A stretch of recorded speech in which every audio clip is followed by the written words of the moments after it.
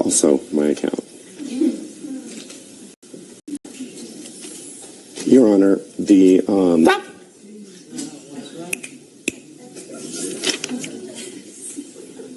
I'm not going to read your account number, sir, but it also appears that when cash was deposited directly into her account, it was deposited directly into her account with the same numbers on the accounts that were on these checks. Can I see that? Yes, certainly. Here you go.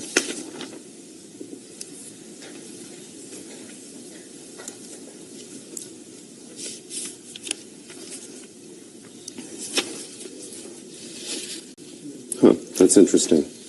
Because when I called the bank to get copies that I would know in preparation for you, like a boat full of gas, and the transom's completely cracked. When was the last time, Mr. Graham, that you drove this boat? Early September. No, I'm talking about before you purchased it. I've never drove the boat in my life before I purchased it. You purchased the boat.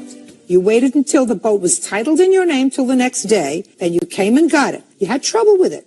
You buy a used boat, that sometimes happens. You took it to your mechanic. Your mechanic had the boat for an entire week. And I'm not prepared to say that whatever he did to the boat had no causal connection to what the trouble was that you ultimately had with the boat. I don't know, quite frankly. All I know is that you and Ms. Schumacher had a contract, and you have to abide by the terms of that contract. Do you understand? Not completely, no. Well, I tried to explain it to you in the most simplistic terms I can. Would you like me to use monosyllables? No, maybe you could explain the part about if you have a contract and she says it runs good and it's structurally sound and it's not. Doesn't that void a contract? You have a writing that says that she is selling this boat in good running order, no mechanical problems, and you're buying the boat contingent upon that? Do you have that? No, it was a verbal contract. Your verbal contract is the simplistic one, Mr. Graham, because if I were to ask her whether she tells me that she guaranteed to you when you purchased that boat that she said it was structurally sound and mechanically sound, what do you think she's going to tell me? Your Honor, I did tell him the boat was running well.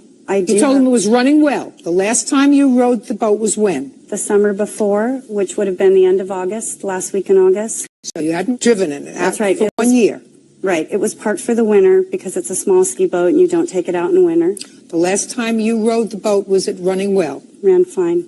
Did you know the boat had been sitting there for a year? Yes. Out of the water? Yes. Mr. Graham, you owe her the money. Judgment for the plaintiff in the amount of $2,200. That's all. 24-year-old Jeffrey Dexter is suing his ex-girlfriend, 24-year-old Helen Garlinghouse, for the return of his stereo and furniture. Helen says Jeffrey won't return her property either. All right, let's see if we can get a consensus on some facts here. How long did you and the defendant live together, sir? Me and Miss Garlinghouse lived together approximately 7 years. How long did you and the plaintiff live together? We were together for about 6 years, but we lived together off and on. There's times where he moved out for months at a time. You have one child together? Mm-hmm. Yes, ma'am. Is that right? How old is that child? 5. Boy or a girl? Girl. Mr. Dexter, is your complaint that Miss Garlinghouse has some of your property? Yes, Miss ma'am, she Garlinghouse does. says you have some of her property. And in addition to having some of her property, you've been harassing her. She's got a counterclaim. The two of you come here after creating this mess and want somebody else to clean it up. Is that a fair statement? Yes, ma'am. So let me see if I can do this relatively quickly and painlessly for me mostly. Jeffrey Dexter says his ex-girlfriend, Helen Garlinghouse, owes for the return of his property. Helen is countersuing for the return of a rifle.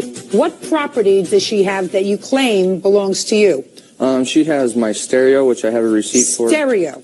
And when did you buy the stereo? 2003, I believe. When did you and Miss Garlinghouse separate? In 2005. When in 2005? End of April, beginning of May.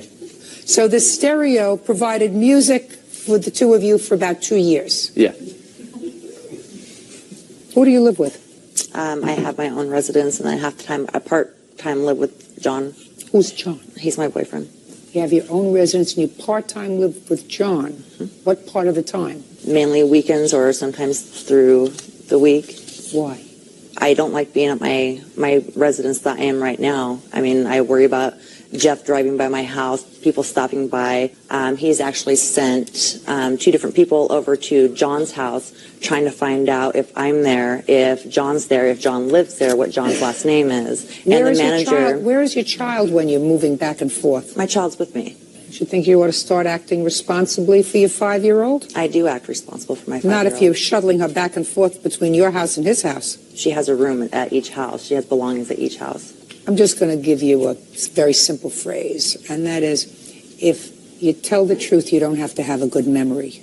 You know what that means? Mm-hmm. You don't think that they keep me in this job because I'm stupid, right? No. Right. Did you buy the stereo? Yes, ma'am, I did. How did the stereo come to be left at her house?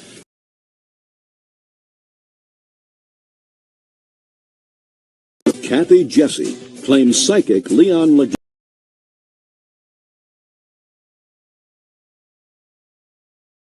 Make her miserable. What you're doing is making her miserable. You have to start acting responsibly. A child needs a home, not 2 homes. Not unless you're taking her to the French Riviera for the spring and Palm Beach for the winter. Do you understand? If you're taking her across town to live part-time with John, that's unreasonable. Child needs a home, not 3 homes, 1, 2, 3. Do you understand? So, grow up. And a child doesn't need to have a stressed parent, which means if you're stressing her, cut it out. You made a mistake, put a period, and move on. I'm going to prepare an order. Listen very carefully. You want your luggage and ball hitch back? Yes, ma'am. You want your stereo and couch back? Yes, ma'am. You can make an exchange 5 days from today. She didn't pay. I'm speaking. Listen to me very carefully. Grow up. Stereo, sofa, luggage, ball hitch. They either get exchanged at the same time or they don't get exchanged. Then just say, I'm going to buy a new stereo, a new sofa, I'm going to buy new luggage and a ball hitch. Do we understand each other? Yes, ma'am. Grow up. Goodbye. Annie Linares is suing her former friend, Jamil Rivera, for the remaining payments on a 2005 Nissan Altima. Ms. Linares, you purchased a car. Shortly after you purchased the car, you realized you couldn't afford the car. Something happened with your job, I don't know. Mr. Rivera was a friend of yours. He had a very expensive car that he was renting, and so you worked out an agreement with him that he would take over the payments on your car and he would drive it. And within a period of time, a year or so, he would get a loan in his own name, put the car in his name, and you would be out of the debt that you had on the car. According to your complaint, Mr. Rivera paid for a while, then stopped paying, and the car was repossessed. You want the money that it will take to get the car back from the finance company. That is correct. Mr. Rivera says he was merely helping you out and you were going to lose the car anyway. That is correct, Your What Honor. kind of car is it? It's a Nissan Altima 2005 Touring Series. What were the monthly payments on the car? $491.05. How many payments did you make on the car? I bought it in April. My first payment was in June, and I paid July and August and September. And then Mr. Rivera took over. That is correct. What month did you take the car? On July. What month did you make your first payment? On July. She said she made 4 payments. She paid June, July, August, and September. She made 4 payments. No, she didn't. You have proof that you made 4 payments? I made payments with my check for the car. The time he took the car was in September, and I recall it very well, Jamil, because my daughter's birthday was... Talk to me. Let's say you took the car in September. When did you stop making payments on the car? Stop making payments around May. Did you make all of the payments consistently? Because she has all the paperwork. So did you make all the payments consistently from September of 04, at least, until May of 05? Yes, Your Honor. There were some of them were late. How late? A month.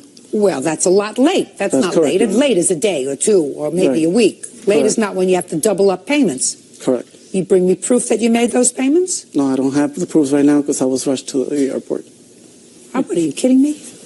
If you don't have proof, sir, it doesn't exist. What you do is when you know you're being sued, you gather up all your stuff and you don't go to court until you have it. When were you notified of your court appearance, sir? Approximately 2 weeks ago. So I'm going to repeat again, Mr. Rivera. If you don't have the proof that you paid from September '04 until May of '05, it doesn't exist. When did he stop making payments? The last payment was made on May of '05 for $900. And the check of June and July bounced. So when did you possession? In November '05. Well, if you last made a payment, according to you, in May of '05, what were you doing with the car in your possession in November of '05? At that time, I did call the company, and I called the dealership as well. I don't care if you called the king of pro.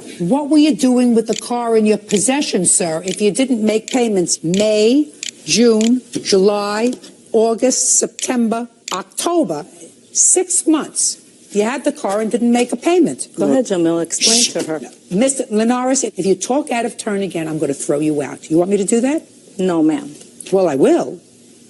I will. You did the wrong thing. Say, I was wrong. I'm sorry. I made a mistake. I didn't do the right thing to her because we had an agreement and I didn't follow through with my agreement, and there was no excuse for it. Because if I couldn't afford the car, I should have returned it to her in May. Well, she acknowledged that. Listen to me. I'm sorry. I made a mistake. If I couldn't afford the car, I should have returned it to her in May. Okay, I'm sorry. That's better. Now, how much they want now for you to get the car back? They want the 6 months that I It's owe. $29.46. They want the late fees, delinquency, and collection charges. You have a paper from them?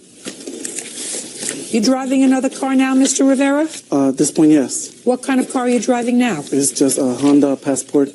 Where'd you get it from? It's just a... What kind of work do you do? I work in a bank right now. In a bank? Doing Yes, what? ma'am. Financial advisor. You're kidding me. You're kidding me. Yes, ma'am. Is it a national bank? Yes, ma'am.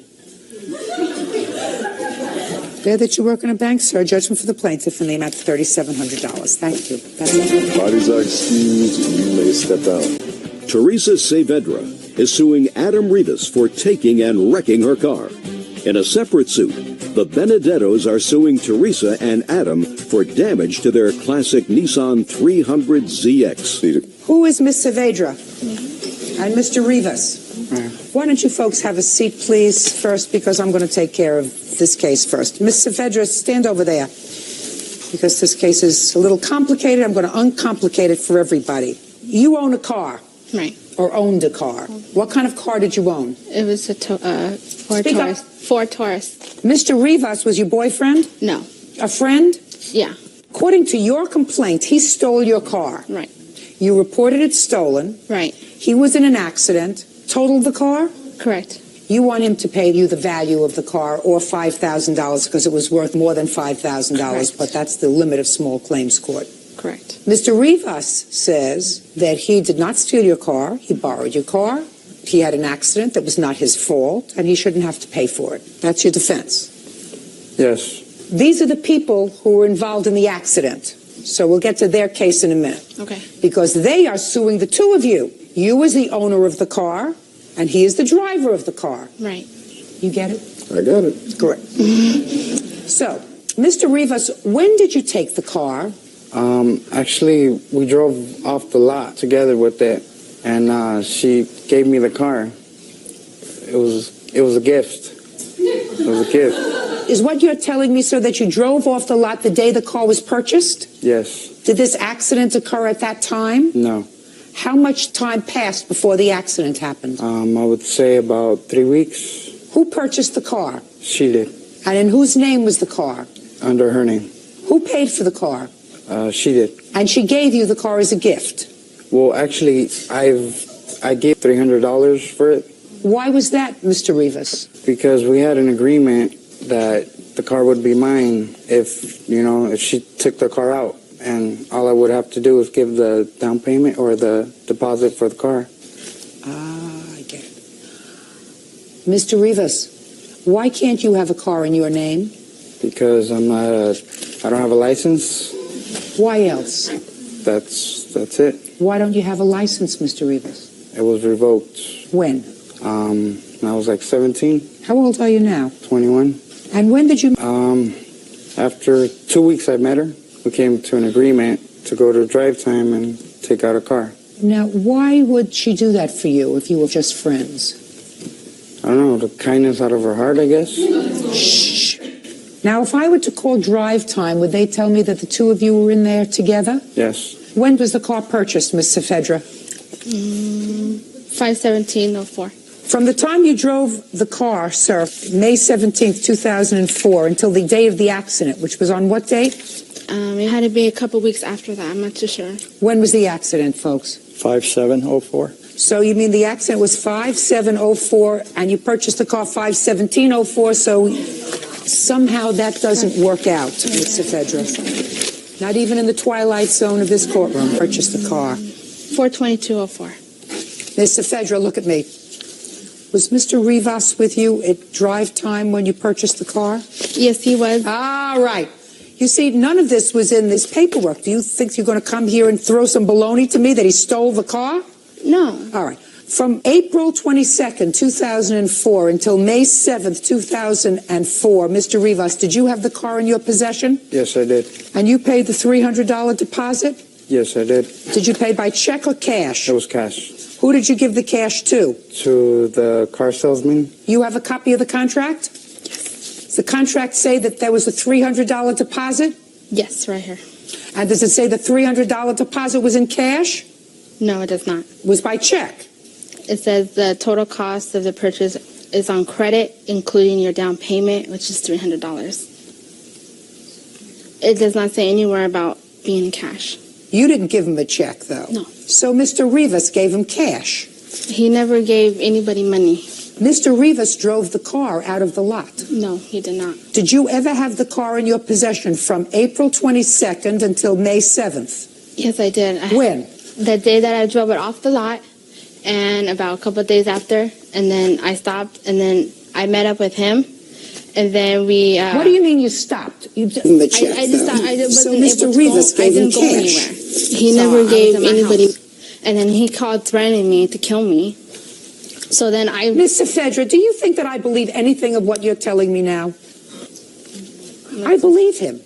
I believe him that you went to this drive time because you didn't tell me anything about that in the paper. What you said in your complaint was he stole your car and you reported the car stolen. And that's not what happened, is it? It is. That's not really what happened, is it? No, it is what happened. I have a police report and everything that I had made. On what date? 5/14/04. On the 14th of May? Yes. That's a week after the accident.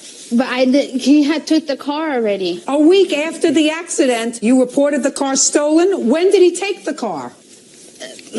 Ms. Saavedra, don't play around with me. When did he take the car? I don't know the exact date, ma'am, but I just know he had took the car. Well, why didn't you... Just a second. Why didn't you report it stolen the day he took the car? I was scared. I didn't know what to do. And I had called him on his cell phone telling him to bring it back, and he said that he will bring it back. I don't believe you. I think you're full of baloney. I think you entered into a scam with him because you knew he had a suspended license, whether you liked him or not, whatever. I have no idea, nor do I care. But you went, you drove this car out, he took possession of the car, he drove the car, he had an accident, and now you're stuck with the payments. That's what happened. And then a week after the accident, you reported stolen to the police. Now, can I say, why would I honestly give anybody my car keys, a brand new car? Because, Ms. Saavedra, I do not believe you had any intention of this being your car. I believe that the intention was for Mr. Rivas to use this car to make the payments on the car because he had no license and he got you as a patsy to put the car in your name. That's what I think happened. And then when you realized that the car was in an accident and you were going to be in real trouble, a week later you reported it stolen to the police. You didn't report it stolen a week before the accident. Let me see a copy of the police report.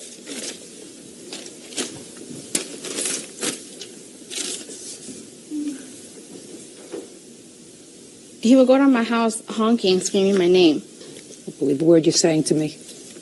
Not a word, Ms. Saavedra. I think you got yourself caught in a scam. You did the wrong thing. That doesn't mean you're relieved, sir. You still drove this car. You had no right driving any car because you had a suspended license. Yes, I understand that. Well, where are you going to accept responsibility for that? Take responsibilities for the car accident. You do? Yeah, I do. It's not what you say here. You tell me that this lady was driving. She was drunk. That's what you said in your answer. I'm going to get to that case in a minute. Okay. What about this lady's car? We're not on this case yet. You drove the car. You had no insurance? No. Why didn't you pay for insurance? Because it wasn't your car.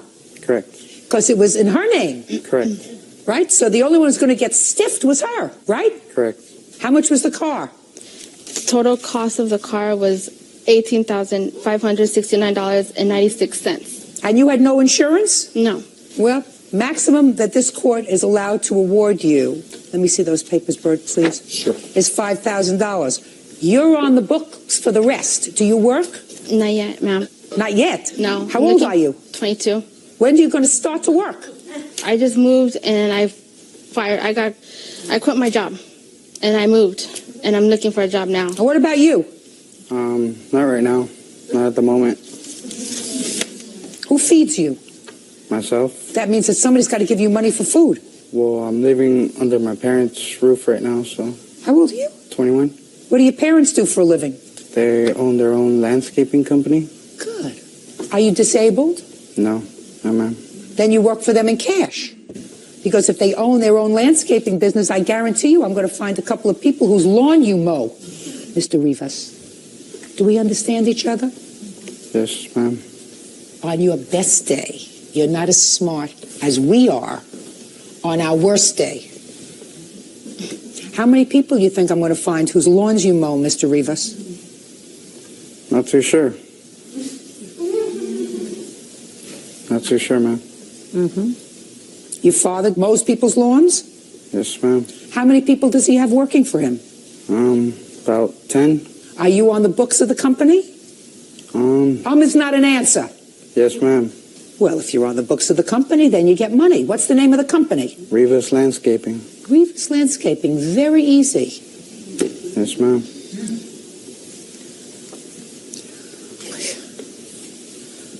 You're her $5,000, sir. But it doesn't go to her. It goes to the finance company. Now you can stand over next to him. Because now you're a co-defendant as the owner of the car, who I just figured out was full of baloney when she said the car was stolen. The car was part of a scam. You didn't think it was a scam because you're too young and stupid, but it was a scam. Now you may stand up. Mr. and Mrs. Benedetto? Yes, ma'am. On what day was the accident? The 7th of May. May? 7th. No. You want to tell me what happened? I pulled out of the gas station. When I get gas, I usually toss my wallet in the car. Well, when I got in the car, I drove up the street, and I didn't see my wallet there, so I figured it had bounced. So I pulled over, and when I pulled over... where? I pulled over on the side of the street. Is it a street where you can't pull over? It's where cars are parked? Right, where you parking. So I pulled over and got out of the car, went around to see if the wallet had fallen off to the side, because if it hadn't and it had bounced off, then I needed to go back to the gas station.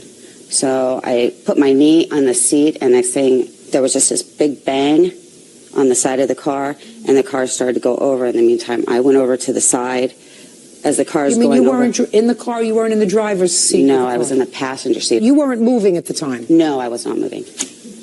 What happened to your car? It went over on the side. And Can I see pictures of it? Sure. Who else was in the car with you? Nobody. It was just me. I was on my way to meet my dad. This is your husband? That's my husband, yes. So he is the co-owner of the car? He is the owner. Ooh, that's a nasty hit.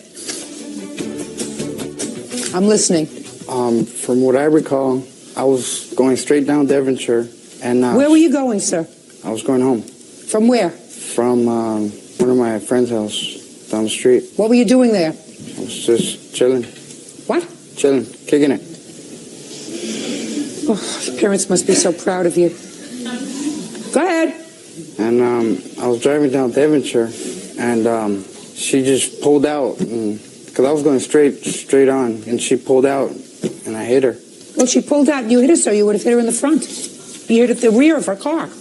How could you have hit her in the rear if she was pulling out? Because I guess she was already on her way, and I guess I hit her in the back. So if she's already on her way and you hit her in the rear, that means you weren't looking where you were going. Maybe you were chilling a little too much, kicking it a little too much with your friend. Maybe you ought to get out there more often and mow a few more lawns. Mr. Rivas, from Rivas Landscaping. When was the last time you filed tax return? Is not an answer.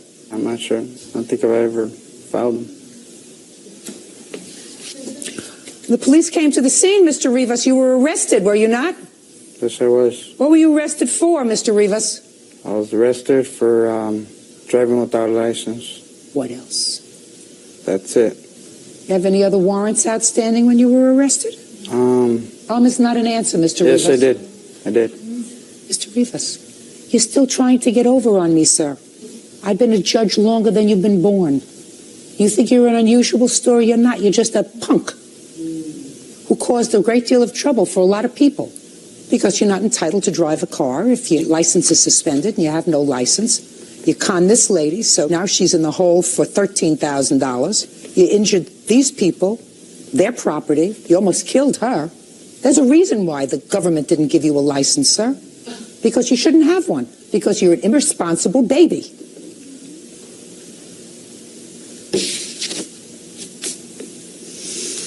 Oh. Are you an only child?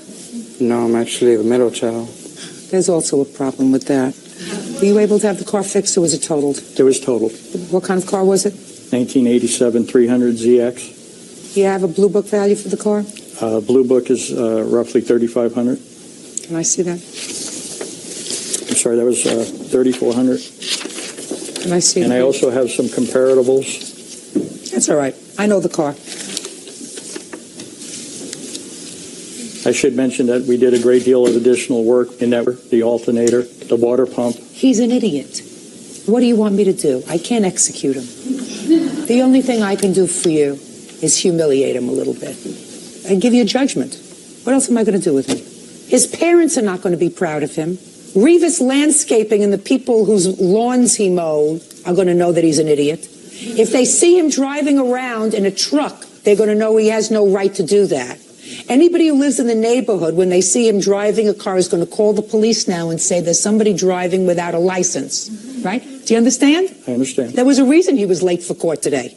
Right? He was thinking, am I going to be dumb enough to go to court? What's going to happen to me? He had no clue how far it was going to go. Hopefully he didn't hit anybody else's car on the way over. Hopefully, sir. Hopefully. I'm not so sure.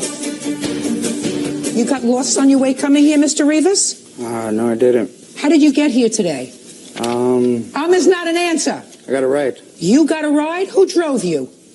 There's a guard outside. Who drove you? I don't know.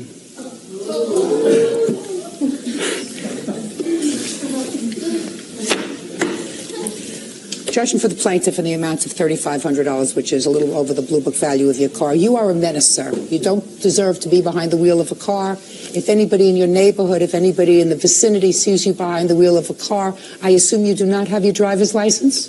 No. Is that right? Call the police, everyone. He's a menace and does not have a driver's license, nor will he probably get one for a very long time. Thank you very much. That's all. 23-year-old Jessica Whetstone is suing her former friend, 27-year-old Ryan Volstead, for a loan to buy car speakers and gas money. Bird, we've been involved in the justice system for a very long time, and you know, it's never too late to learn new things. The law is always changing. Today you're going to hear about a new defense. Something that I had never heard of, but Mr. Volstead is going to tell us about his new defense to a debt. He and Miss Whetstone met online. They dated once. They became friends, according to her. And shortly thereafter, Mr. Volstead borrowed some money. 2 separate occasions, the beginning of July of 2005. The first was a small needed gas money. Gas money. And then the next day, which would have been, according to you, July 8th, he needed some more money for what? To pay for his Bronco to keep it from getting repoed. Repossessed. And how much did he need the next day? He needed $350 for the speakers. So I told him that I would buy the speakers, hold them for him until he got the money. And then when he got the money, I would give him back the speakers.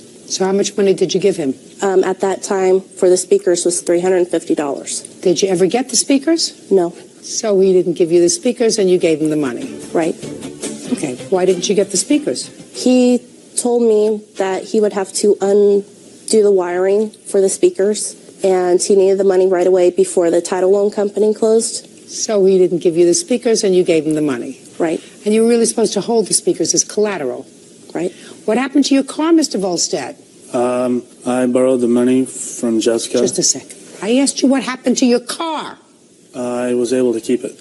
You did? You still have it? Yes, I do. Oh, I thought Miss Whetstone said it was repossessed. The next day he told me it's possessed anyway. Did you tell her that your car was repossessed anyway? Yes, I had paid my loan, and they sent the repo company out after it anyway when they shouldn't have. Possessed when it wasn't supposed to be. So they gave it back to you? They gave it back to me. With her speakers? Yes. Why didn't you pay her the $390? Now we're coming to the defense, which I find interesting. Well, we had agreed that I asked her, give me a week, I'll be able to get my speakers unwired so I don't have live wires. This we're talking July, sir. And with my work schedule, it was getting me home very late in the evening. And there was a short point of time where I had no conversation or contact with Jessica. Finally, we had talked, and she said she didn't want the speakers if I was not going to run and not pay her. And she says, as long as you're going to pay me back, then we're not going to have a problem. And I agreed. When did she tell you that? In what month? She told me that probably 2 or 3 weeks after she... In July? Yes. So what happened in August, sir? The middle of August, I was starting my new job, and I was never home. I had no time during the day for anything. I was driving 70 miles one way to work and back. We had talked a couple of times. Why haven't you paid her back? Well, we're well past July of 2005. Give me your defense. The defense is there was no time given when I was supposed to have her paid back. That's not what you tell me your defense was in your answer, sir. Your defense in your answer was she bothered me. And therefore, I don't feel as if I have to pay her back anymore because she stalked me and bothered me. When there's points of time that she called 15 times in one day. Why didn't you pay her back? I didn't have it at the time. You just told me you were working and driving 70 miles to and from work. You were so busy working, you couldn't even call her. I had another prior engagement that I had to take care of and that she was aware of. What kind of other prior engagement? I was trying to get another vehicle back in my possession that I had a time frame for.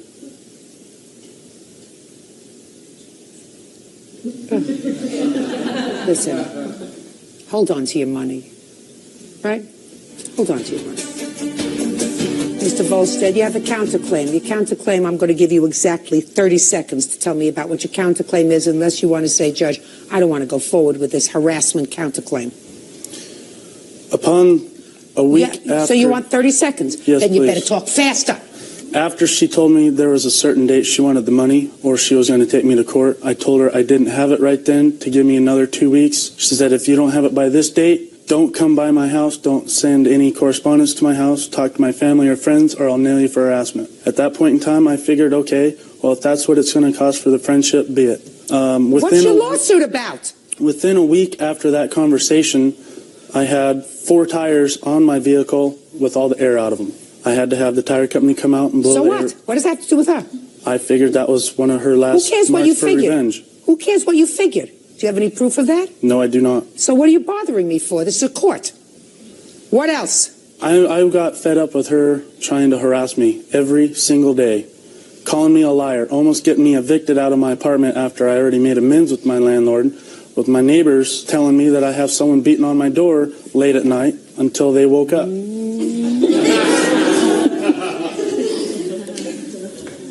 Grow up. Grow up. Accept responsibility for what you're supposed to take care of. You borrowed this money, you said you would pay it back, and you should have done it. Clear? Yes. Good. Judgment for the plaintiff in the amount of $390. Your counterclaim. Nonsense is dismissed. Jason Wilson says ex-boyfriend Jorge Mina owes for damages from an assault. Jorge says Jason called his mom a bad name. Mr. Wilson, according to the complaint that I read, you and Mr. Mania had been partners for some time. That's correct. And after the two of you went your separate ways, you had asked Mr. Mania to take care of your cat. Temporarily, yes. You ascertained at some point that Mr. Mania had taken your cat to the pound And you went over to his home that he shared with his mother. I assume this is your mother, Yes. sir? In order to retrieve the cat's cage or box so that you could go and retrieve the cat from the pound. Correct. And at that time, according to you, Mr. Mania assaulted you. You have medical bills, you have lost wages, and you want to be compensated for the assault.